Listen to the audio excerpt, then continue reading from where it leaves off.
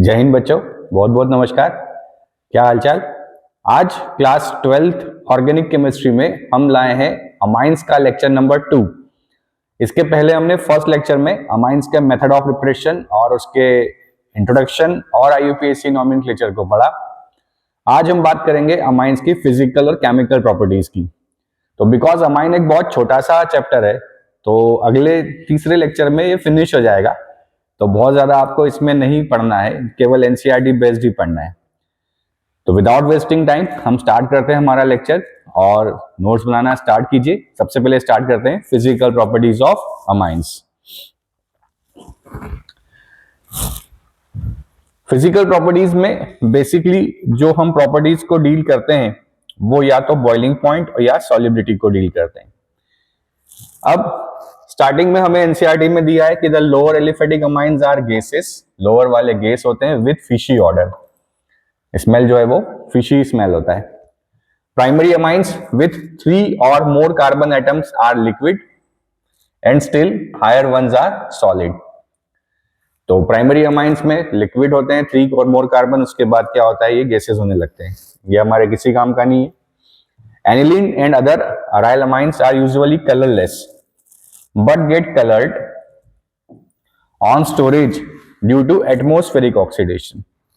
कि एनिलीन और वैसे तो अमाइंस कलरलेस होते हैं, बट अगर इनको स्टोर करके रख लिया जाए तो ऑक्सीडेशन के कारण ये क्या होने लगते हैं, कलरफुल होने लगते हैं। रीजन यही है कि सनलाइट को एब्जॉर्ब करते हैं और उसके बाद जब ये वापस रेडिएशन इमिट करते हैं तो करस्पॉन्डिंग जो वेवलेंथ इमिट होती है वो विजिबल स्पेक्ट्रम में होती है, इसलिए ये कैसे हो जाते हैं, कलरफुल हो जाते हैं in the presence of sunlight. ठीक है, देन बात करते हैं सॉल्युबिलिटी की। सॉल्युबिलिटी सिर्फ एक ही चीज पे काम करती है कि like dissolves into like, like dissolves into like. मतलब अगर सॉल्यूट का नेचर पोलर है तो सॉल्वेंट का नेचर भी पोलर होना चाहिए। सॉल्यूट अगर नॉन पोलर है तो सॉल्वेंट भी नॉन पोलर होना चाहिए। बेसिकली पूरे ऑर्गेनिक केमिस्ट्री में हम जो सॉल्युबिलिटी की बात करेंगे वो बात करेंगे सिर्फ वाटर के अंदर। तो वी नो वेरी वेल कि जो वाटर है उस वाटर के पास पोलैरिटी है, एज वेल एज वाटर के अंदर इंटरमॉलिक्यूलर हाइड्रोजन बॉन्डिंग एग्जिस्ट करता है। तो किसी भी अमाइंस को अगर यहाँ पे डिसॉल्व होना है तो वो क्या करेगा, वाटर के बीच में जो इंटरमॉलिक्यूलर बॉन्डिंग है, हाइड्रोजन बॉन्डिंग है, इसको ब्रेक करके यहाँ पे बीच में आएगा क्योंकि सॉल्यूट डिसॉल्व होगा इन द सॉल्वेंट। तो क्या जो सॉल्यूट है वो भी वाटर के साथ हाइड्रोजन बॉन्डिंग बना पा रहा है? अगर बना पा रहा है तो वो क्या होगा, उसमें सॉल्युबल होगा। तो वी नो वेरी वेल कि जो अमाइंस हैं, अगर प्राइमरी अमाइन की बात करें तो यहाँ पे they are also able to make hydrogen bond with water. ये वाटर के साथ हाइड्रोजन बॉन्ड बना सकते हैं और इसी के कारण ये वाटर में सॉल्युबल होते हैं। तो रीजन यही लिखा हुआ है कि lower aliphatic amines are soluble in water because they can form hydrogen bonds with water molecules. ये वाटर मॉलिक्यूल के साथ हाइड्रोजन बॉन्ड बना सकते हैं, इसलिए सॉल्युबल। अच्छा, लोअर एलिफेटिक क्यों लिखा है? Because we know very well कि जैसे जैसे नंबर ऑफ कार्बन इंक्रीज होने लगते हैं वैसे वैसे solubility inside the water decrease होने लगती है, क्योंकि नंबर ऑफ कार्बन बढ़ने से हाइड्रोफोबिक कैरेक्टर मॉलिक्यूल के अंदर इंक्रीज होता है। तो lower amines are soluble but as soon as the number of carbon are decreased, उसके कारण क्या होगा, सॉल्युबिलिटी कम होने लगेगी।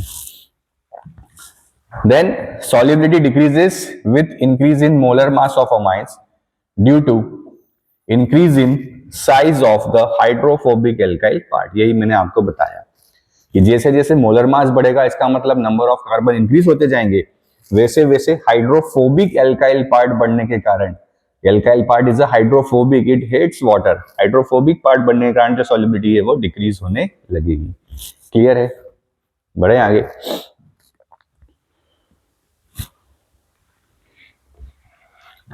Then solubility of 1 degree, 2 degree and 3 degree amine. तो आप यहां देख ही पा रहे हो कि maximum number of hydrogen bond जो बनाएगा उसकी सॉल्युबिलिटी ज्यादा होगी। तो in the case of primary amines आप देख सकते हो कि more number of hydrogen bonds are made between the amines and water. कि अमाइंस और वाटर के बीच में बहुत सारे हाइड्रोजन बॉन्ड है, तो जितने ज्यादा हाइड्रोजन बॉन्ड बनेंगे उतनी सॉल्युबिलिटी बढ़ेगी. But in the case of secondary amine, number of hydrogen bonds are decreased. यहाँ पे 2 ही हैं, और यहाँ पे जो हाइड्रोजन बॉन्ड है वो क्या है, एक ही है. तो जितने ज्यादा हाइड्रोजन बॉन्ड उतनी सॉल्युबिलिटी ज्यादा. तो सबसे ज्यादा सॉल्युबिलिटी किसकी हो गई, 1 डिग्री अमाइन की, then 2 degree amine, then 3 degree amine. Reason behind that is 1 degree amine has a maximum number of hydrogen bond with water in the solubility case, so it is a much more soluble as compared to the 2 degree and 3 degree amine. तो सबसे ज्यादा solubility किसका होगा, 1 degree amine का, then 2 degree का, then 3 degree का. Clear है, note कीजिए. ट्रेंड बस याद रखें, ट्रेंड को पकड़ते जाएं, बाकी इस सच इसमें इतना कुछ इंपॉर्टेंट है नहीं. तो बिकॉज सबसे ज्यादा हाइड्रोजन बॉन्ड 1 डिग्री अमाइन बनाता है as compare to 2 degree, as compare to 3 degree, इसलिए सबसे ज्यादा सॉल्युबल कौन होगा, 1 degree, then 2 degree, then 3 degree. Clear है, बढ़े आगे. नेक्स्ट आता है boiling point. Comparison of boiling points of amines, alcohols and alkanes of similar molecular masses. तो we know very well कि alcohol का जो boiling point है it will be maximum as compared to amines as compared to the hydrocarbon. तो hydrocarbon के case में तो हमें समझ में आता है कि हाइड्रोकार्बन का तो इसलिए सबसे कम होगा बॉइलिंग पॉइंट क्योंकि यहाँ पे very weak van der Waals force होता है. बट अमाइंस और एल्कोहल दोनों के केस में हाइड्रोजन बॉन्ड एग्जिस्ट करता है between the molecules. But we know very well कि ऑक्सीजन, एल्कोहल में हाइड्रोजन बॉन्ड किसके बीच में बनता है, ऑक्सीजन और हाइड्रोजन के बीच में. और अमाइंस में किसके बीच में बनेगा, नाइट्रोजन और हाइड्रोजन के बीच में. तो oxygen is very very electronegative as compare to the nitrogen. तो जितना ज्यादा इलेक्ट्रोनेगेटिविटी होगा उतना जो पोलैरिटी है बॉन्ड में वो क्या होगा, इंक्रीज होगा. और उस पोलैरिटी के इंक्रीज होने के कारण जो बॉन्ड बिटवीन द मॉलिक्यूल्स होगा वो स्ट्रांग होगा. तो because oxygen is a more electronegative as compare to the nitrogen, intermolecular hydrogen bonding is very much stronger in alcohol as compare to the amines. तो intermolecular hydrogen bonding strong किसमें हुआ, alcohol में, amines के मुकाबले. तो because of that strong intermolecular hydrogen bonding जो alcohol का boiling point है it will be higher as compare to the amines. Clear है. तो आप देख सकते हो यहाँ पे कि अगर हम C4H9NH2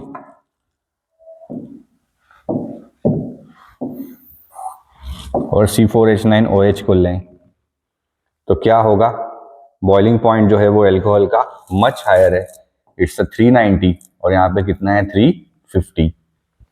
बिकॉज ऑक्सीजन का इलेक्ट्रोनेगेटिविटी नाइट्रोजन के मुकाबले ज्यादा होता है और उस मोर इलेक्ट्रोनेगेटिविटी के कारण बॉइलिंग पॉइंट इंक्रीज होता है. मॉलिक्यूलर मास अगर देखें तो 74 और 73 लगभग सेम.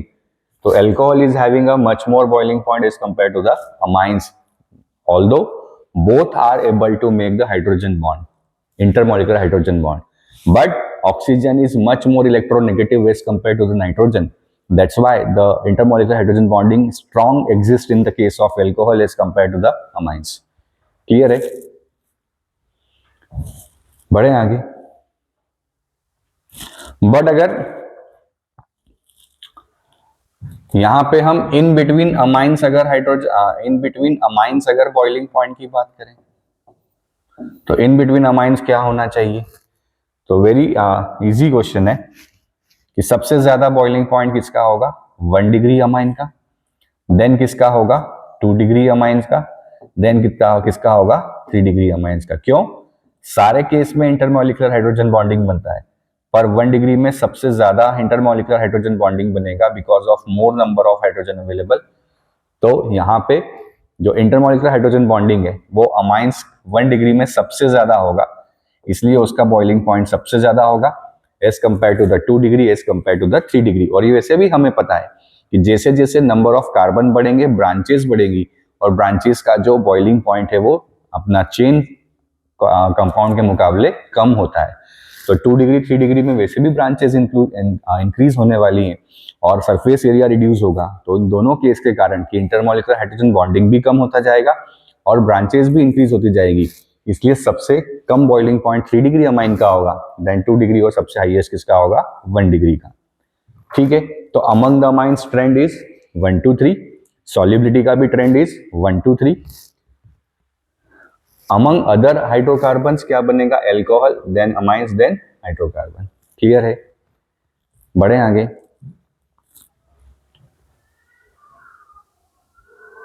चलिए, क्वेश्चन है कि out of butane 1 ol and butane 1 amine which will be more soluble in water and why. क्या होना चाहिए आंसर, ये दोनों ब्यूटेन 1 ऑल और ब्यूटेन 1 अमाइन ज्यादा सॉल्युबल कौन होगा वाटर में। Considering the electronegativity of nitrogen of amine and oxygen of alcohol S 3 and 3.5। Nitrogen का इलेक्ट्रोनेगेटिविटी पॉलिंग स्केल पे 3 होता है और ऑक्सीजन का 3.5 होता है। Because of the oxygen atom in an alcohol is more electronegative than the nitrogen atom in an amine, leading to stronger hydrogen bonds.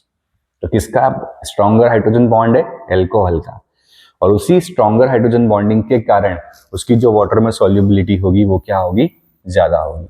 तो stronger hydrogen bonds with water molecules making alcohols more polar and thus more soluble. तो stronger hydrogen bonding होने के कारण polarity increase होती है, और because of more polarity, क्योंकि water भी एक पोलर सॉल्वेंट है, एल्कोहल की solubility is much more in water as compared to the amines। तो reason behind it is because of the difference in electronegativity, और उसके कारण जो इंटरमॉलिक्यूलर हाइड्रोजन बॉन्डिंग बनता है वो ऑक्सीजन का स्ट्रॉन्ग बनता है as compare to the nitrogen. Clear है, आया समझ में, बढ़े आगे। नेक्स्ट आता है केमिकल रिएक्शंस ऑफ अमाइंस।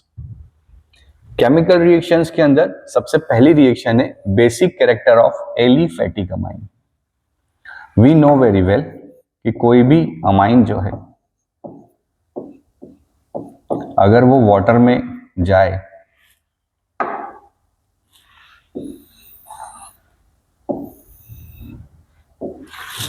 तो because of presence of lone pair nitrogen is having a tendency to accept H+ from the water, और क्या बनाएगा R NH3+ and OH-।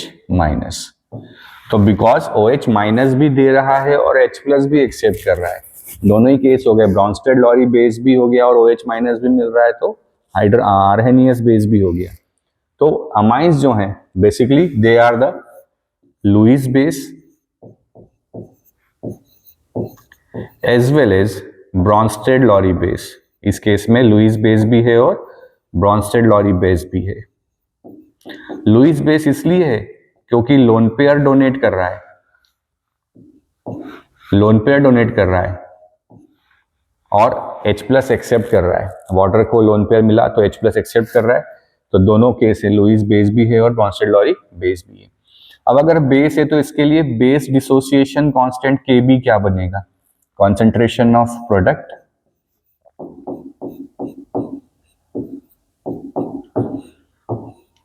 Divided by concentration of reactant. अच्छा, reactant में हम water को नहीं लेते हैं क्योंकि वाटर लिक्विड स्टेट में होता है और इक्विलिब्रियम ये बोलता है कि जो भी स्टेट लिक्विड में है वो कांस्टेंट होता है, इसलिए उसको कंसीडर किया नहीं जाता। तो बाकी सारे कौन से स्टेट में है, एक्वियस स्टेट में। तो Kb बराबर क्या हो गया, RNH3+ OH- RNH2। अब देखो Kb जो है it is directly proportional to the concentration of OH-। इसका मतलब अगर Kb का वैल्यू ज्यादा है, Kb is more, Kb is more, तो Kb अगर ज्यादा है इसका मतलब क्या होगा, basicity of amine will be more, basicity of amine will be मोर। क्यों ऐसा होगा, क्योंकि Kb का वैल्यू ज्यादा कब हो सकता है, जब न्यूमेरेटर ज्यादा हो, न्यूमरेटर ज्यादा कब हुआ? जब रिएक्शन ज्यादा फॉरवर्ड डायरेक्शन में गया। तो फॉरवर्ड डायरेक्शन में अगर रिएक्शन ज्यादा गया है, इसका मतलब we are having a more concentration of OH minus ion. तो जितना concentration of OH minus ion का हमें मिलेगा, उतना क्या होगा? बेसिक कैरेक्टर बढ़ेगा। ठीक है, तो Kb is more, then basicity of amine will be more. But if pKb is more, तो pKb जो है वो इनवर्सली प्रोपोर्शनल होता है किसके? बेसिसिटी के। अब pKb क्या होता है? तो pKb will be equals to minus log of Kb। Minus sign को अगर हम ऊपर भेज दें, मतलब Kb के पावर में चला जाए, तो इट विल बी Kb की पावर -1, क्योंकि लॉग में पावर आगे आ जाती है। Kb की पावर -1 को लिखा जा सकता है log 1/Kb। तो देखो pKb और Kb जो हैं वो एक दूसरे के इनवर्सली प्रोपोर्शनल हो गए। तो Kb ज्यादा है तो pKb कम है।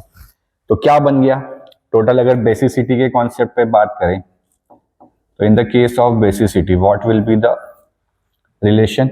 Basicity is proportional to Kb, but it is inversely proportional to pKb. Basicity proportional to Kb, but inversely proportional to the pKb. तो अगर Kb ज्यादा है तो बेसिसिटी ज्यादा है, बट अगर pKb ज्यादा है तो बेसिसिटी क्या होगी? कम होगी। नोट कीजिए, इसे बड़ा इंपॉर्टेंट है।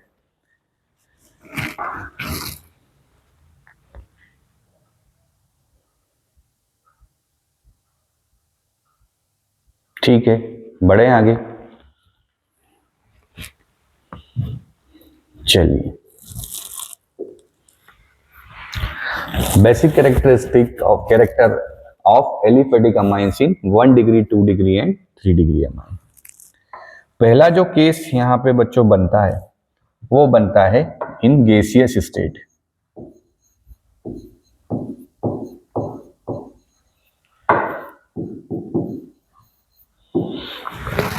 अच्छा, क्यों बेस है अमाइन? बिकॉज ये क्या कर सकते हैं? अपना लोन पेयर डोनेट करते हैं। लोन पेयर डोनर है, इसलिए क्या होते हैं? बेस होते हैं। तो जितनी जल्दी या जितनी आसानी से ये लोन पेयर डोनेट कर पाएंगे, ये क्या होंगे? उतने अच्छे बेस होंगे। अब अगर हम 1 डिग्री की बात करें, तो 1 डिग्री में अमाइंस क्या बनेगा? RNH2 lone pair. 2 डिग्री में क्या हो जाएगा? 2 डिग्री में 2 R आ गए और क्या हो गया? लोन पेयर हो गया। 3 डिग्री में क्या हो जाएगा?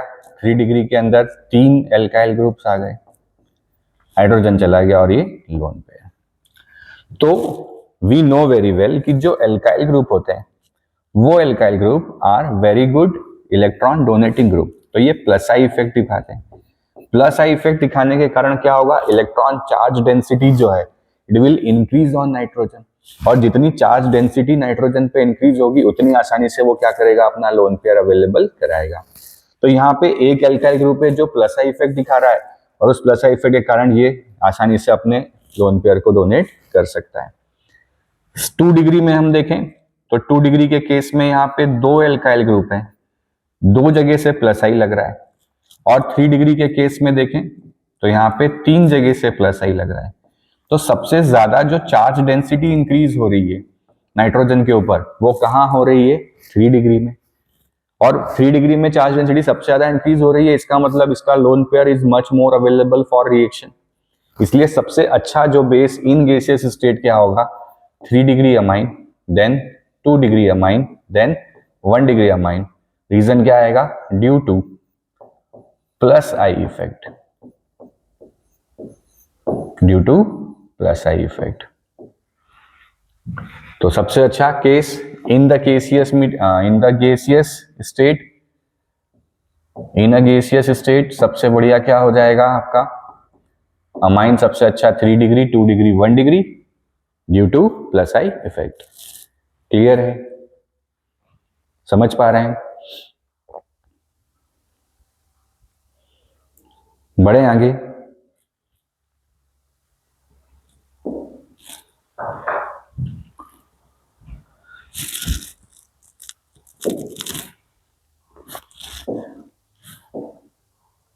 बट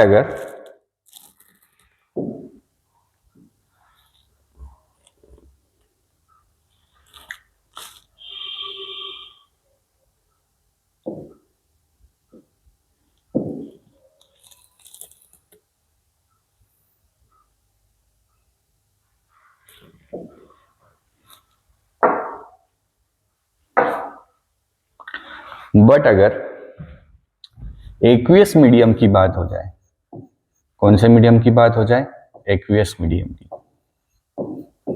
तो एक्वियस मीडियम में क्या होता है, ये जरा थोड़ा सा मजेदार है, ठीक है। एक्वियस मीडियम में हमने पहला तो ये देख लिया कि because of plus I effect क्या हो रहा है, जो बन रहा है वो कौन सा हो रहा है, 3 degree, then 2 degree, then 1 degree. Aqueous medium के अंदर जो दूसरा इफेक्ट काम करता है उसको बोला जाता है सॉल्वेशन इफेक्ट। क्या बोला जाता है? Solvation effect. क्योंकि एक्वियस मीडियम में क्या होना है, यहाँ पे पूरा का पूरा जो अमाइन है वो वाटर के अंदर डिसॉल्व होगा, और वाटर में जाके वो क्या करेगा, अपनी सॉल्युबिलिटी के बेसिस पे रिएक्शन को देगा। तो जितना अच्छा सॉल्युबल होगा उतना अच्छा वो बेसिक कैरेक्टर दिखाएगा। तो ये हमें बहुत अच्छे से पता है कि जैसे RNH2 और लोन पेयर देने के बाद अगर ये ले ले तो यहाँ पे क्या आ जाएगा, प्लस। तो यहाँ पे वाटर जो है 3 हाइड्रोजन बॉन्ड बना सकता है बड़ा आसानी से, पर अगर 2 डिग्री की बात करें तो 2 डिग्री में क्या हो जाएगा, 2 डिग्री में केवल 2 हाइड्रोजन बॉन्ड बनेंगे, वाटर 2 ही बना पाएगा, है ना। इसको थोड़ा ऐसा लिख देते हैं,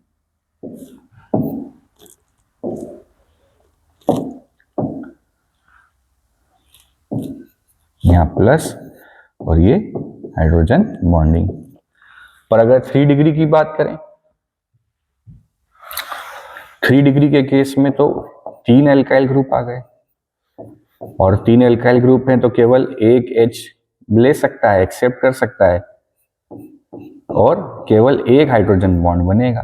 तो सबसे ज्यादा सॉल्वेशन किसका हो गया, 1 डिग्री का। फिर सॉल्वेशन किसका है, 2 डिग्री का। फिर सॉल्वेशन किसका है, 3 डिग्री का। तो सॉल्वेशन के हिसाब से बच्चों क्या बन गया, जितना ज्यादा सॉल्युबल है उतनी रिएक्शन वो कर रहा है। तो सॉल्वेशन के हिसाब से क्या हो गया, 1 डिग्री, 2 डिग्री और 3 डिग्री। क्लियर है? तो सॉल्वेशन इफेक्ट के हिसाब से क्या बन गया, 1 डिग्री, 2 डिग्री और 3 degree. But plus I effect के हिसाब से क्या बन रहा है, 3 डिग्री, 2 डिग्री और 1 डिग्री। क्या कोई और फैक्टर काम कर सकता है? तो हाँ, एक फैक्टर और काम करता है, वो है स्टेरिक हिंड्रेंस। स्टेरिक हिंड्रेंस का मतलब हुआ कि कितना यहाँ पे बल्कि ग्रुप के कारण रिपल्शन होगा बिटवीन द कार्बन कार्बन। तो वी नो वेरी वेल कि यहां पे तो केवल एक ही एल्काइल ग्रुप है, यहां पे कितने हो जाएंगे, 2 हो जाएंगे, और यहां पे कितने हो जाएंगे, 3 हो जाएंगे। ठीक है, तो जितना ज्यादा स्टेरिक हिंड्रेंस होगा उतनी बेसिसिटी कम होती जाएगी। तो यहाँ पे भी क्या बनता है, 1 degree greater than 2 degree greater than 3 degree. क्योंकि लोन पेयर लेने के लिए जब वो आएगा कोई सब्सटेंस तो यहाँ पे भीड़भाड़ दिखेगा, तो आसानी से अटैक कर नहीं पाएगा। तो स्टेरिक हिंड्रेंस के हिसाब से भी क्या बना, 1 डिग्री, 2 डिग्री, 3 डिग्री। अब क्या होना चाहिए, तो ओवरऑल प्रैक्टिकली ये देखा गया कि कौन नहीं बदला, पूरे ड्यूरेशन में कौन चेंज नहीं हुआ। तो 2 डिग्री कभी नहीं बदला। तो देखा गया कि चाहे हमारा अमाइंस किसी भी टाइप का हो, हमेशा जो सबसे ज्यादा बेसिक कैरेक्टर होता है वो किसका होता है, 2 डिग्री का। बट अगर अमाइंस में ग्रुप, अगर एल्काइल ग्रुप छोटा ग्रुप है, मिथाइल ग्रुप है, तो फिर 1 डिग्री आता है, उसके बाद आता है 3 डिग्री। बट अगर थोड़ा बल्की ग्रुप है जैसे इथाइल, तो 2 डिग्री के बाद बल्की ग्रुप आता है 3 डिग्री और आता है 1 डिग्री। तो सबसे अच्छा अमाइन इन एक्वियस मीडियम कौन, अगर मिथाइल ग्रुप है तो 2,1,3 और इथाइल ग्रुप है तो 2,3,1। याद कैसे रखें, छोटा एल्काइल ग्रुप छोटा नंबर 213 213, बड़ा एल्काइल ग्रुप बड़ा नंबर 231। पर सारे केसेस में एक्वियस में सबसे अच्छा बेस कौन? 2 डिग्री। छोटा मिथाइल ग्रुप है तो उसके बाद 13 याद रख लें, बड़ा एल्काइल ग्रुप है तो 31 याद रख लें। क्लियर है? अच्छा, अगर यहाँ पे हम इन सब के साथ अमोनिया को भी ले लें तो अमोनिया की स्थिति तो वैसे ही खराब है क्योंकि इसके पास तो कोई प्लस आई वगैरह कुछ है ही नहीं। तो सबसे बकवास कौन सा हो गया इन सब में? अमोनिया। तो अगर एलिफैटिक अमाइंस के बारे में बात करें तो सबसे अच्छा 2 डिग्री 1 डिग्री 3 डिग्री अमोनिया। कब? जब एल्काइल ग्रुप छोटा हो, मिथाइल हो। बट अगर एल्काइल ग्रुप बड़ा है 231 और अमोनिया। क्लियर है? आया समझ में? है ना? तो आप तो केवल एग्जाम पॉइंट ऑफ व्यू से इसको याद रखो क्योंकि क्वेश्चन आता है इस पार्ट से। ये नहीं भी करेंगे तो चलेगा, हमें यहाँ पे समझना है कि 213 और 231 और देन अमोनिया। क्लियर है? बढ़े आगे। अगला आता है basic character of aromatic amines. चलो बात करते हैं एरोमेटिक अमाइंस की। एरोमेटिक अमाइन मतलब क्या हुआ? यहाँ पे NH2 और इसके ऊपर लोन पेयर। ठीक है जी। तो हमें दिखता है बेंजीन जब भी आता है तो हम सिर्फ एक ही इफेक्ट को सबसे ज्यादा देखते हैं, वो है हमारा रेजोनेटिंग इफेक्ट। क्या कॉन्जुगेशन यहाँ पे अवेलेबल है? बिल्कुल अवेलेबल है। Lone pair, single, double. तो लोन पेयर आएगा बॉन्ड पेयर में और बॉन्ड पेयर बनेगा लोन पेयर में। तो जैसे ही पहला रेजोनेटिंग स्ट्रक्चर अगर हमने यहाँ ड्रॉ किया तो पहला रेजोनेटिंग स्ट्रक्चर ड्रॉ करते ही क्या हो जाएगा? जो NH2 है उस NH2 के ऊपर क्या आ गया? प्लस। मतलब नाइट्रोजन का जो लोन पेयर था जैसे ही वो रेजोनेंस में आया तो उसने क्या करा? इसकी बेसिसिटी को कम कर दिया। क्यों? क्योंकि अब यहाँ पे जब पूरा रेजोनेंस चलेगा तो उस पूरे रेजोनेंस में नाइट्रोजन के ऊपर क्या आएगा? प्लस चार्ज आ जाएगा। अब रेजोनेंस ड्रॉ करते आपको आता ही है। फिर क्या होगा? माइनस सिंगल डबल है तो लोन पेयर बॉन्ड पेयर में और बॉन्ड पेयर लोन पेयर में। तो यहाँ पे ये बॉन्ड पेयर बना, बॉन्ड पेयर किसमें आ गया? लोन पेयर में। और यहाँ पे डबल बॉन्ड NH2 प्लस। फिर क्या होगा? लोन पेयर बॉन्ड पेयर में और बॉन्ड पेयर वापिस लोन पेयर में। तो इस पूरे स्ट्रक्चर में अगर हम देखें तो टोटल 5 स्ट्रक्चर हम देख पा रहे हैं। उन 5 स्ट्रक्चर में आप ये देखें कि नाइट्रोजन के पास 3 स्ट्रक्चर में लोन पेयर नहीं है और चार्ज कैसा है? प्लस। और 2 स्ट्रक्चर में नाइट्रोजन के पास लोन पेयर है। इसका मतलब इसके लोन पेयर के अवेलेबिलिटी कम है क्योंकि 3 बार तो वो क्या है? रेजोनेंस के कारण प्लस में आ रहा है नाइट्रोजन। इसीलिए क्या होता है? जो बेसिसिटी ऑफ एरोमेटिक अमाइंस हैं वो क्या होती है? कम होती है। किसके मुकाबले? एलिफैटिक के मुकाबले। तो क्या बन जाएगा ट्रेंड? अब इन एक्वियस मीडियम क्या ट्रेंड हो जाएगा कि अगर छोटा मिथाइल ग्रुप है तो 2 degree, then 1 degree, then 3 degree, then ammonia, और अमोनिया के बाद कौन आएगा? एनिलीन। एरोमेटिक। एरोमेटिक का बेसिसिटी अमोनिया से भी बेकार। और मिथाइल ग्रुप, इथाइल ग्रुप अगर हो जाए, बड़ा ग्रुप हो जाए तो क्या बन जाएगा? 2 degree, 3 degree, 1 degree, then ammonia और उसके बाद एनिलीन। उसके बाद कौन आएगा? एनिलीन। क्लियर है? क्या ये बात समझ में आई? तो सबसे अच्छा 2 डिग्री और सबसे बकवास एनिलीन। नोट कीजिए इस वाले पॉइंट को, इंपॉर्टेंट है, क्वेश्चन काफी बनते हैं इस जगह से।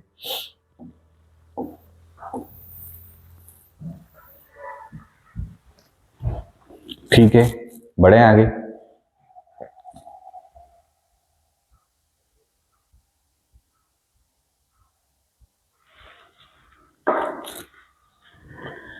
चलिए क्वेश्चन से पहले थोड़ा सा एक काम और कर लेते हैं,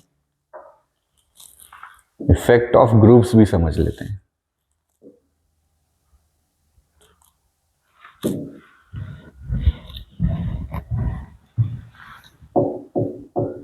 effect of groups on aniline.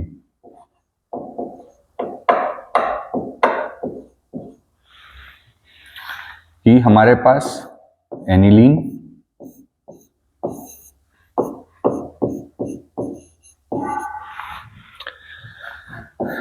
Then टोलुडीन CH3 ले लें और नाइट्रोएनिलीन।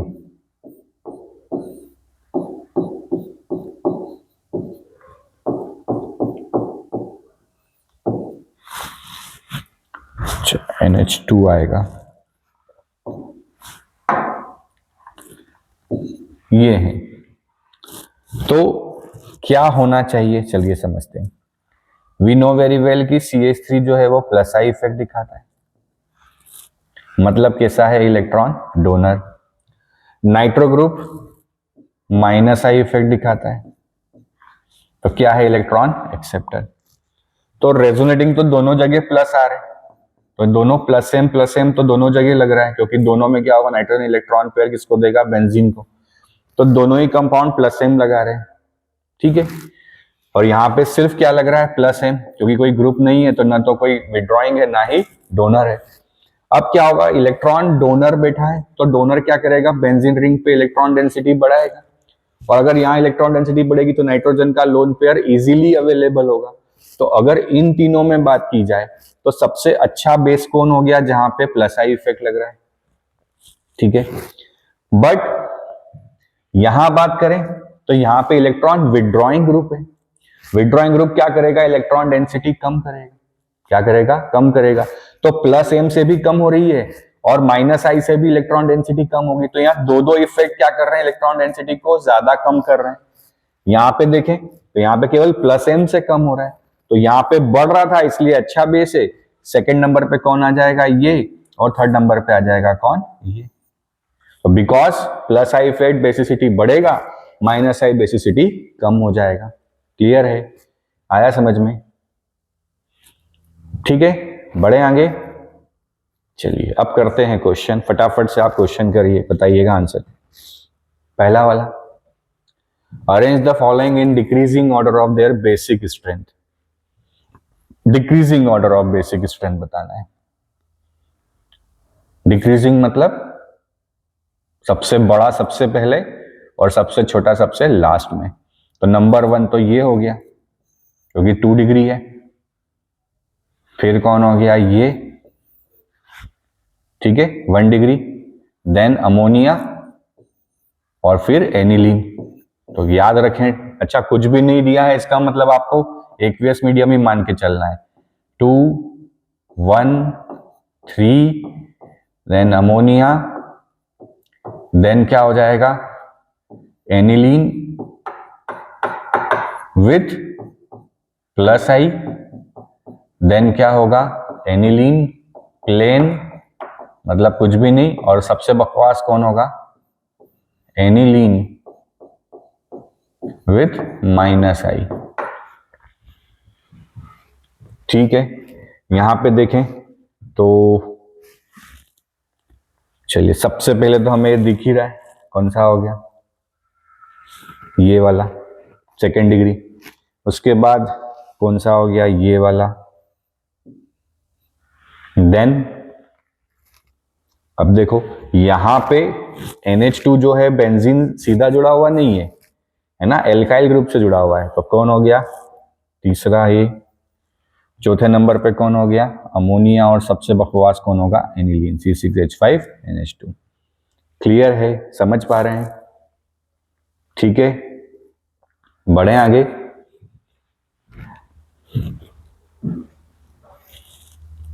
चलिए करिए जरा इसको, सॉल्व कीजिए फटाफट से, बताइए मुझे सॉल्व करके क्या बनेगा। बढ़े आगे, चलिए क्या बनेगा जल्दी से बताओ। देखो ये 2 डिग्री, अच्छा कैसे पता चला 2 डिग्री है, नाइट्रोजन से 2 एल्काइल है मतलब 2 डिग्री है, नाइट्रोजन से 3 एल्काइल है मतलब 3 डिग्री है। तो सबसे अच्छा ये वाला। उसके बाद कौन होगा, बड़ा ग्रुप तो 231, तो फिर ये, फिर कौन, ये, और एनिलीन तो बकवास है ही। तो फोर्थ नंबर पे कौन आ गया, ये। यहाँ पे चले, यहाँ पे छोटे ग्रुप दिख रहे हैं, है ना। तो सबसे बड़ा क्या ट्रेंड चलता है छोटे में, 2 1 3, तो देख लो ये 2 डिग्री, तो सबसे अच्छा ये।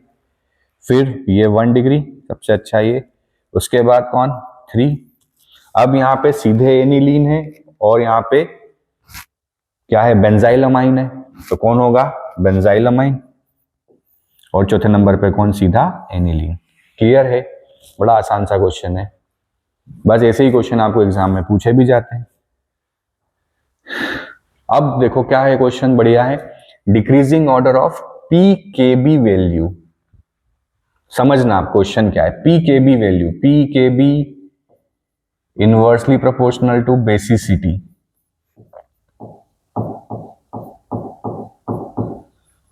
तो डिक्रीजिंग ऑर्डर ऑफ पीकेबी का मतलब क्या हो गया, जिसका पीकेबी सबसे बड़ा है वो सबसे बकवास बेस है, सबसे बकवास बेस है। फिर से, पीकेबी बड़ा मतलब बकवास बेस, पीकेबी ज्यादा,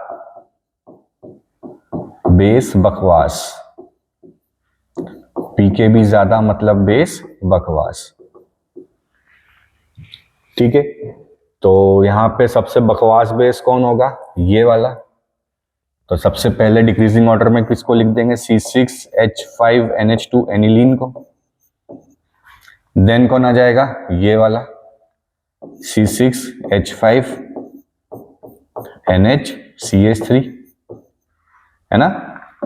फिर कौन होगा, ये 2 डिग्री और ये 1 डिग्री, तो ऑब्वियसली पहले 2 डिग्री, तो C2H5 होल ट्वाइस NH, बकवास की बात कर रहे हैं ना, तो पहले ये आ जाएगा C2H5NH2 और फिर आ जाएगा C2H5 होल ट्वाइस NH।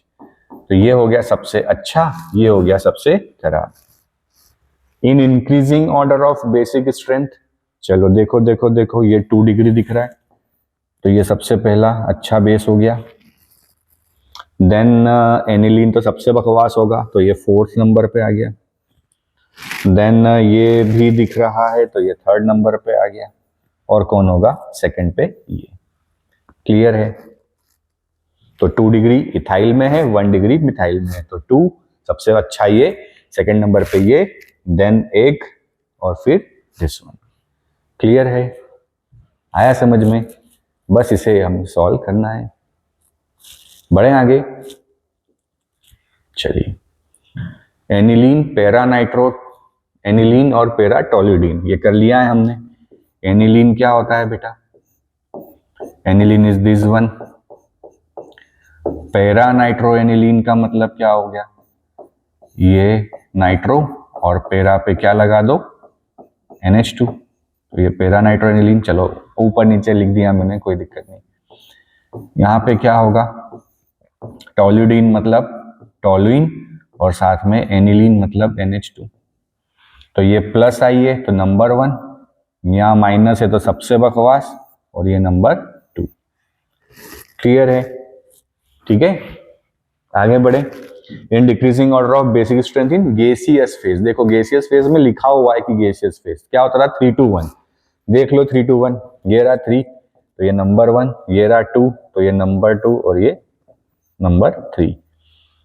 ठीक है, तो 3 to 1 चलता है गैसियस फेज में, कि 1 to 3 चलता है, 1 to 3 चलता है भाई। क्या चलता है, 1 to 3 के 3 to 1, जल्दी जल्दी बताओ, 3 to 1 या 1 to 3? प्लस आई इफेक्ट लगता है ना, तो जितना प्लस आई इफेक्ट उतना अच्छा। तो कौन सा हो जाएगा सबसे ज्यादा, 3 डिग्री, देन फिर 2 डिग्री, देन 1 डिग्री, और फिर अमाइन। तो क्या बन गया, ये सबसे अच्छा 1, देन हो गया 2, देन हो गया 3, और सबसे बकवास कौन, अमोनिया, क्योंकि कोई प्लस आई इफेक्ट नहीं लगता। तो गैसियस में सिर्फ प्लस आई से आंसर निकालते हैं। ठीक है, बढ़े आगे। बॉइलिंग पॉइंट क्या होता था सबसे अच्छा, एल्कोहल का, तो नंबर 1 पे कौन, एल्कोहल। फिर वो अमाइन जो ज्यादा हाइड्रोजन बॉन्ड बना सकता है, तो यहाँ हाइड्रोजन ज्यादा दिख रहा है, तो नंबर 2 ये, और कम है तो नंबर 3 ये।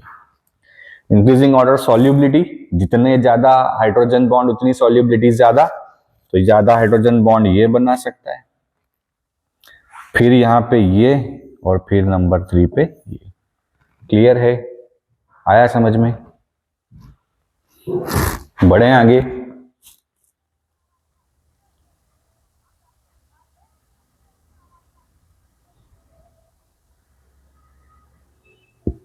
चलिए नेक्स्ट देखते हैं।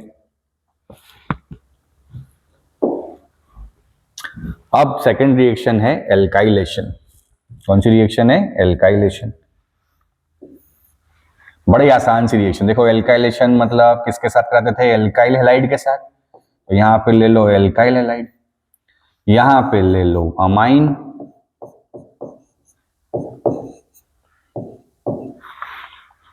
ठीक है? अरे ठीक है, कैसे करेंगे? देखो H और X जन्म जन्म के साथ ही, तो यहां से बाहर, तो क्या बन जाएगा? 2 degree amine. Basically SN2 substitution है, याद हो, पढ़ चुके हैं मोनोलिसिस में हम। फॉर एग्जाम्पल C2H5NH2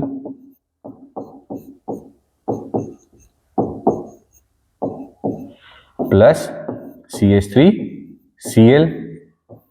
क्या होगा? यहां से ये बॉन्ड टूटेगा, ये इस पे अटैक करेगा और यहां से किसको निकाल देगा? H प्लस को। तो क्या बन जाएगा? C2H5NH और क्या आ गया यहाँ पे? CH3। तो बिकॉज अमोनिया अमाइंस पे अल्काइल ग्रुप का एडिशन है, इसलिए रिएक्शन का नाम क्या है? एल्काइलेशन। और क्या बाहर निकल जाएगा? HCl। ठीक है जी, बड़ा आसान। अच्छा बच्चों, एक चीज ध्यान रखना कि जब जब ये अपने लोन पेयर वाली रिएक्शन देता है ना, तो नाइट्रोजन पे प्लस आएगा।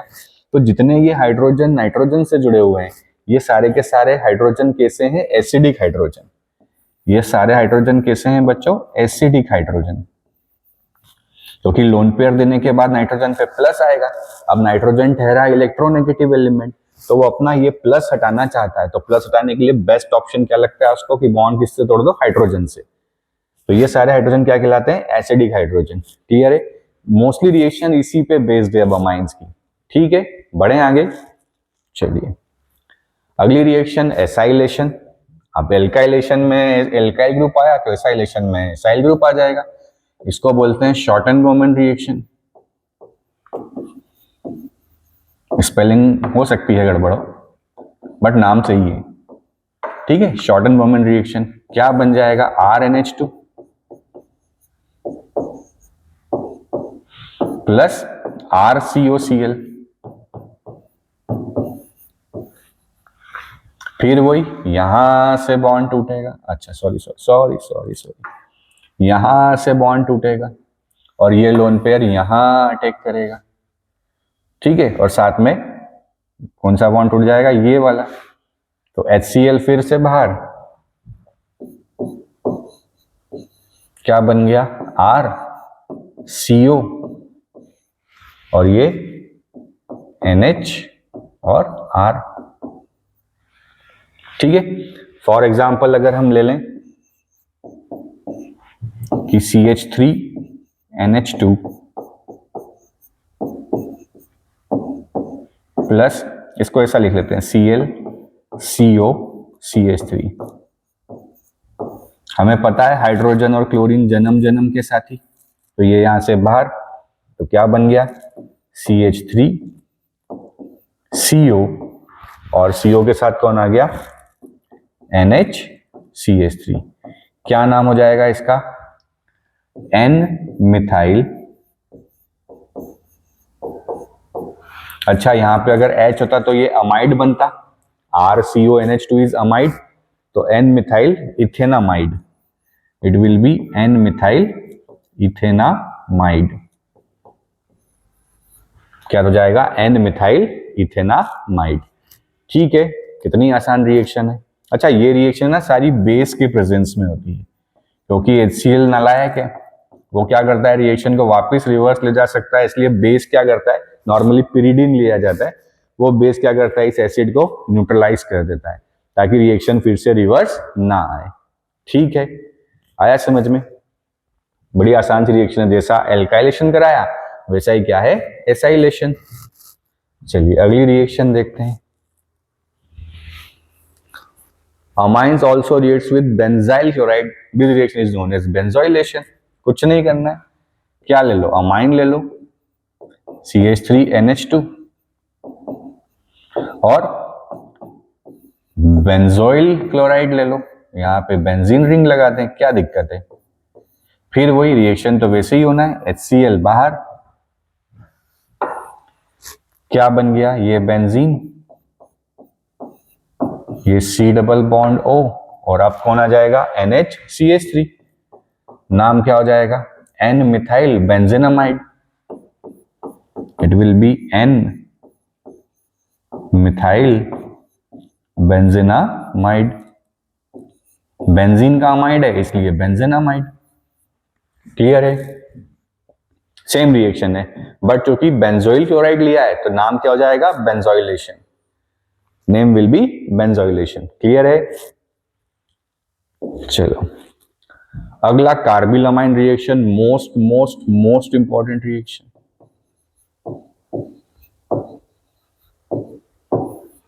कार्बिलमाइन reaction only given by 1 degree amine, सिर्फ कौन देता है, 1 डिग्री अमाइन देता है, और वेरी पॉइजनस सब्सटेंस बनाता है जिसे कहा जाता है आइसोसाइनाइड। कौन होता है रिएक्शन में, RNH2 प्लस CHCl3 क्लोरोफॉर्म। आपको याद होगा ये रिएक्शन, ये पैटर्न हमने कहीं और पढ़ा है, जल्दी से बताओ कहां पढ़ा है। साथ में लाया जाता है हीट,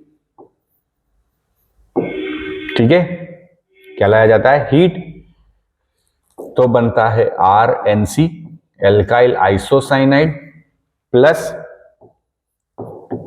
KCl प्लस H2,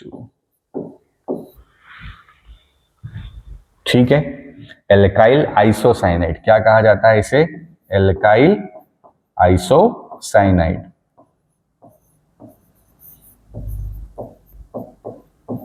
बड़ा पॉइजनस होता है, पहले इसका रिएक्शन का प्रैक्टिकल था आपको सिलेबस में, बट बहुत गंदी स्मेल निकलती है, एक हफ्ते तक जो है लेबोरेटरी जो है बदबू मारती है, इसलिए हटा दिया है इसको। फॉर एग्जाम्पल, अच्छा आपने बताया नहीं मुझे ये कहाँ यूज किया था हमने, आया याद, ये रिएजेंट हम एक जगह और यूज कर सकते हैं, करा है हमने, KOH की जगह NaOH लिया था, रीमर-टिमन रिएक्शन, आपको याद हो फिनॉल की रीमर-टिमन रिएक्शन में भी सेम हमने यहाँ पे क्या लिया था, ये रिएजेंट लिए थे।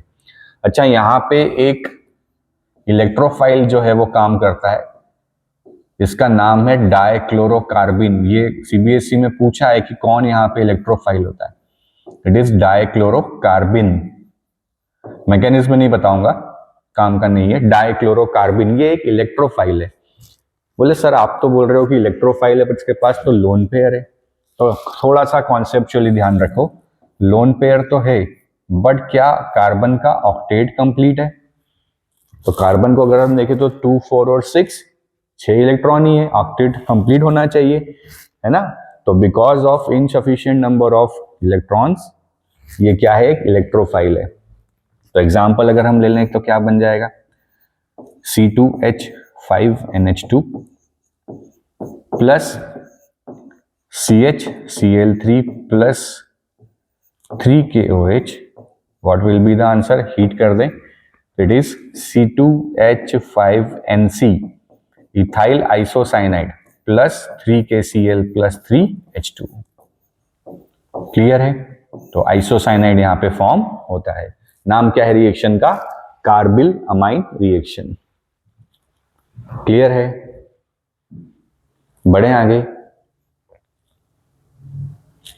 चलो अगला है रिएक्शन विथ नाइट्रस एसिड। पढ़ के आए हैं बच्चों कि RNH2 alkyl amine when reacts with NaNO2 plus HCl, याद करो जब सेंडमेयर पढ़ते थे तो इसको लिया जाता था, है ना, डाइजोनियम बनाने के लिए, तो क्या बनता है RN2 प्लस और Cl माइनस, नाम क्या हो गया, alkyl diazonium chloride, it is alkyl diazonium chloride. अब चूंकि ये अनस्टेबल होता है तो वाटर से इमीडिएटली रिएक्ट करता है और रिएक्ट करके कन्वर्ट हो जाता है किसमें, एल्कोहल में, किसमें कन्वर्ट हो जाता है, एल्कोहल में। क्लियर है, बट अगर ये रिएक्शन एनिलीन कर ले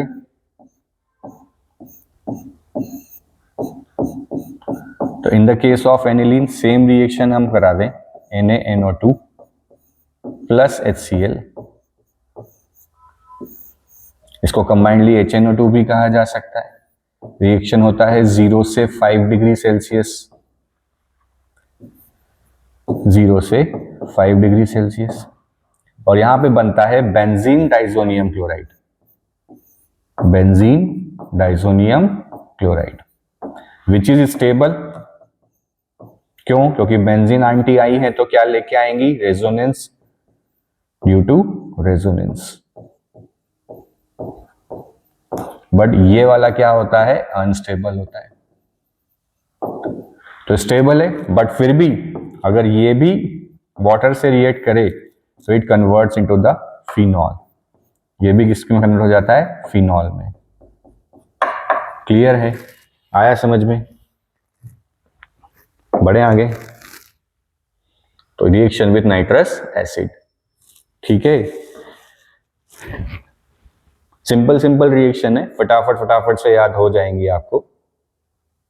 बढ़े आगे।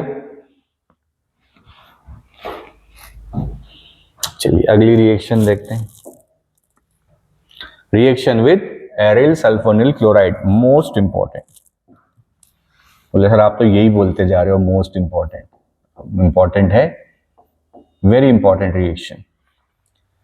इसको कहा जाता है हिंसबर्ग रिएजेंट।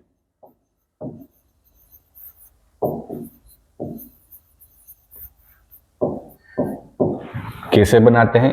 देखो बेंजीन है सबसे पहले, सल्फ्यूरिल का मतलब होता है SO2, H डबल बॉन्ड हो, H डबल बॉन्ड, और यहाँ पे Cl, तो नाम क्या हो गया? बेंजीन सल्फ्यूरिल क्लोराइड या Hinsberg reagent. Point used to distinguish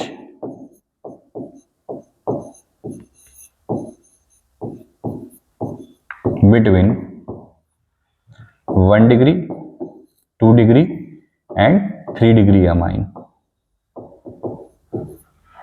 1 degree, 2 degree और 3 डिग्री अमाइन को डिस्टिंग्विश करने में इसका यूज किया जाता है। कैसे किया जाता है देखते हैं कि अगर 1 डिग्री अमाइन है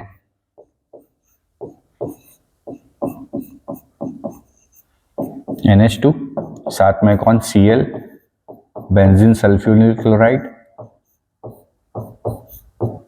तो यहां से फिर वही HCl बाहर,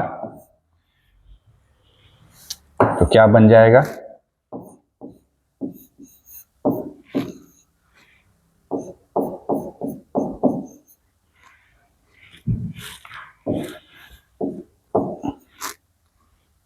H double bond O double bond O, this one, नाम क्या हो गया? N phenyl benzene sulfonamide. Sulfonamide, SO2NH2 बन रहा है तो उसको बोलते हैं सल्फोनामाइड, सल्फोनामाइड। अब इसके पास क्या है? एक हाइड्रोजन है, ये एसिडिक हाइड्रोजन है, इसलिए ये क्या होता है? Alkali soluble. ये एल्कलाई सॉल्यूबल है, बेस में सॉल्यूबल होता है because of this acidic hydrogen. But अगर 2 डिग्री अमाइन ले लें, CH3 NHCH3, साथ में Cl, H double bond O, double bond O, तो यहां से HCl बाहर, और क्या बन जाएगा? CH3 NCH3, H double bond O और बेंजीन, नाम क्या हो जाएगा? N, dimethyl benzene sulfonamide, N, dimethyl benzene sulfonamide. अब ये एल्कलाई इनसॉल्यूबल है, क्यों? क्योंकि इसके पास किसी टाइप का कोई एसिडिक हाइड्रोजन नहीं है। यहां पे दोनों मिथाइल ग्रुप आ गए तो कोई एसिडिक हाइड्रोजन अवेलेबल नहीं है। थर्ड नंबर पे बात करें कि अगर टर्शरी अमाइन हो जाए,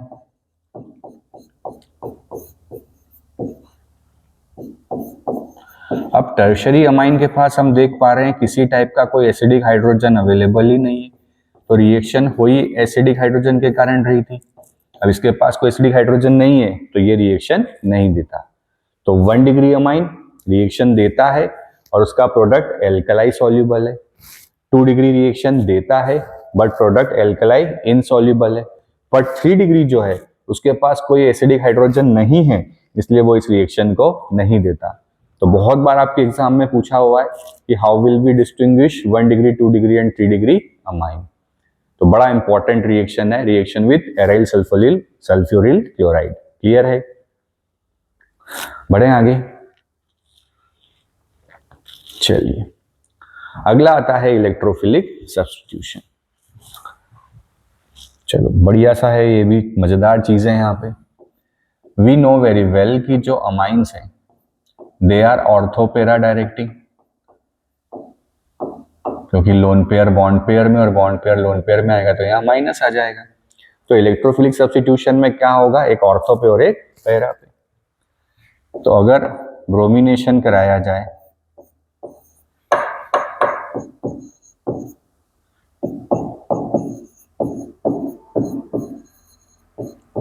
तो ये देखा जाता है कि जितने ऑर्थोपेरा पोजीशंस हैं सभी पे क्या होता है, एक साथ सब्स्टिट्यूशन हो जाता है और बन जाता है 2,4,6 ट्राइब्रोमो एनिलीन। रीजन ये है कि aniline is a very reactive towards the electrophilic substitution. But अगर हम चाहते हैं कि नहीं, हमें तो केवल मोनो हेलो प्रोडक्ट चाहिए, we want mono halo substitution,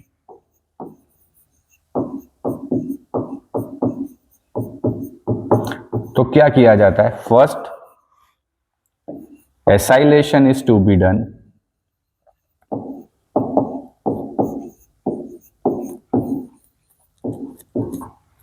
क्या मतलब हुआ इसका कि अगर हम चाहते हैं कि केवल ऑर्थो या पेरा पे सब्स्टिट्यूशन हो तो सबसे पहले क्या किया जाता है, इस एनिलीन का एसाइलेशन कराया जाता है। क्या कराया जाता है, एसाइलेशन। रिएक्शन करा दी जाती है ClCOCH3 के साथ, तो यहां से फिर वही HCl बाहर, HCl जैसे ही बाहर हुआ यहां पे क्या ले आए हम, NH, यहाँ पे CO और CH3। तो इस एसाइलेशन कराने से हुआ क्या कि जो नाइट्रोजन का लोन पेयर अच्छी खासी रिएक्टिविटी दिखा रहा था उसको हमने यहाँ एंगेज कर दिया। कैसे कर दिया, देखो जरा कि ये लोन पेयर है। अब अगर यहाँ पे हम देखें तो ये कार्बन ऑक्सीजन में डबल बॉन्ड, तो यहाँ आ जाएगा माइनस, यहाँ आ गया प्लस। तो ये प्लस के हटाने के लिए लोन पेयर फिर रेजोनेंस दिखाएगा, plus single double, plus single loan pair. तो यहाँ पे जो रेजोनेंस बना उस रेजोनेंस के अंदर नाइट्रोजन का लोन पेयर एंगेज हो चुका है। यहाँ पे आ गया CO- और CH3 और नाइट्रोजन पे क्या आ गया, प्लस। तो जैसे ही रेजोनेंस लगा नाइट्रोजन पे प्लस आया तो इसकी रिएक्टिविटी क्या हो गई, कम। तो रिएक्टिविटी कम हो गई। अब हम क्या करें, यहाँ पे अगर ब्रोमिनेशन करा दें तो फिर क्या होता है, वही एक ऑर्थो पे और एक पेरा पे, पर चूंकि हमें पेरा मेजर चाहिए, मेजर पेरा होता है, तो हम यहाँ पे क्या करते हैं, ब्रोमीन लगा देते हैं पेरा पे। अब इसको फिर से हटाना है तो फिर वाटर ले आए, वाटर लाने पे क्या होगा, यहाँ पे फिर से NH2 आ जाएगा पेरा पोजीशन पे और क्या बनेगा, CH3COOH। क्लियर है?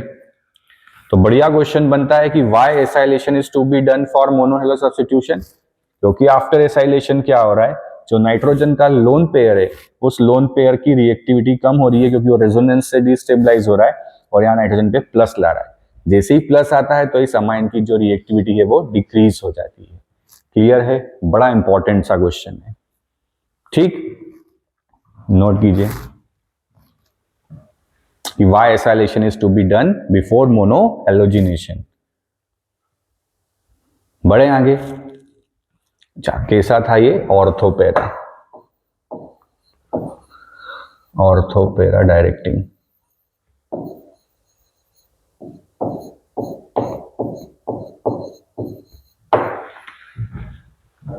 चलिए अगला चलें।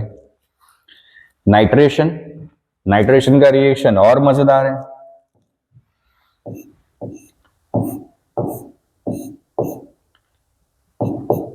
कि जब एनिलीन का नाइट्रेशन कराया जाए, HNO3 और कॉन्सेंट्रेटेड H2SO4 का प्रेजेंस, तो ये देखा जाता है कि नाइट्रेशन में 298 केल्विन प्रोडक्ट जो बनता है इट इज ऑर्थो नाइट्रोएनिलीन,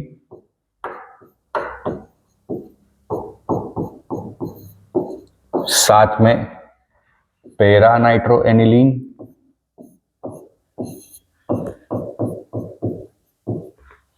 और साथ में मेटा नाइट्रोएनिलीन। बोले सर बड़ी मुश्किल से तो याद किया है हमने कि ऑर्थो पेरा डायरेक्टिंग है, आप क्या कर रहे हो, मेटा पे भी बना रहे हो। तो मेटा भी अच्छा खासा बनता है 47%, पेरा बनता है 51% क्योंकि पेरा तो मेजर होता है, और ऑर्थो बनता है 2%। तो फिर क्वेश्चन आता है कि ये तो ऑर्थो पेरा डायरेक्टिंग था, अब ऑर्थो पेरा डायरेक्टिंग हो गया तो फिर मेटा का प्रोडक्ट क्यों बना रहा है, इसको तो ऑर्थो और पेरा ही बनाना चाहिए। तो देखो बड़ा शानदार सा रीजन है कि क्या रीजन है, रीजन फॉर मेटा प्रोडक्ट,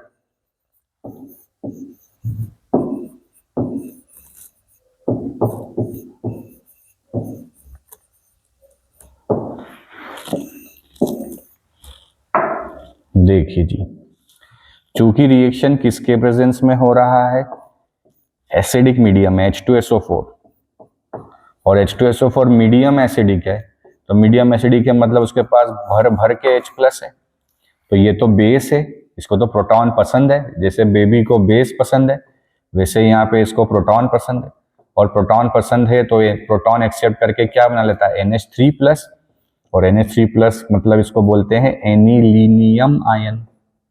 क्या बोलते हैं, एनिलीनियम आयन।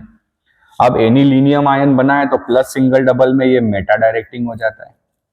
तो बिकॉज रिएक्शन जो है हमारा एसिडिक मीडियम में हो रहा है, और एसिडिक मीडियम में रिएक्शन होने के कारण जब ये उस एसिड के H+ को एक्सेप्ट करता है तो क्या बनाता है एनिलीनियम आयन, और वो एनिलीनियम आयन क्या है, मेटा डायरेक्टिंग। ठीक है, तो बिकॉज रिएक्शन कंडीशन में एसिडिक मीडियम है इसलिए मेटा डायरेक्टिंग ये बन जाता है because formation of anilinium ion. Clear है। अब अगर यहाँ पे फिर हमें मोनो चाहिए, मतलब एक ही नाइट्रो चाहिए, तो फिर वही पहले एसाइलेशन कर दो और फिर अपना नाइट्रेशन कराओ, तो क्या बनेगा, पेरा विल बी मेजर। क्लियर है, समझ पा रहे हैं क्यों हुआ ऐसा। चलिए अगला, सल्फोनेशन। सल्फोनेशन में भी क्या होगा, देखो जरा, फिर अच्छी रिएक्शन बढ़िया है इसकी, इलेक्ट्रोफिलिक सब्स्टिट्यूशन सारे बढ़िया है, जबरदस्त। रिएक्शन कराया किसके साथ, H2SO4 के साथ। H2SO4 क्या देगा भाई साहब, H+ देगा, ये H+ लेगा तो सॉल्ट बन गया, क्या बन गया, NH3+ और HSO4-। हीट करते हैं तो वाटर बाहर निकल जाता है, और यहाँ पे रीअरेंज करते हैं ये अपने आप को, तो यहाँ पे NH2 और आ जाता है SO3H। नाम हो गया इसका बेंजीन सल्फोनिलिक एसिड, बेंजीन सल्फोनिलिक एसिड। क्या नाम हो गया, बेंजीन सल्फोनिलिक एसिड। अब ये जो H+ है, ये H+ घूमता रहता है इन दोनों के बीच में, तो अगर H+ ऊपर चला जाए तो बनता है NH3+ और SO3-। इसे कहा जाता है ज्वीटर आयन, ट्विटर नहीं, ज्वीटर आयन। क्या बोलते हैं, ज्वीटर आयन। H+ यहाँ दोनों में घूमता रहता है, तो H+ इधर आ जाए तो NH3+ हो जाएगा, SO3-, और जब ये होता है तो क्या कहा जाता है, इसे ज्वीटर आयन। क्लियर है, आया समझ में। तो सल्फोनेशन भी बढ़िया रिएक्शन है। ठीक है, बढ़े आगे। Aniline does not go Friedel craft reaction, very important question again. कि एनिलीन फ्रीडल क्राफ्ट रिएक्शन नहीं देता। चलो, फ्रीडल क्राफ्ट रिएक्शन क्या बोलती थी कि एनिलीन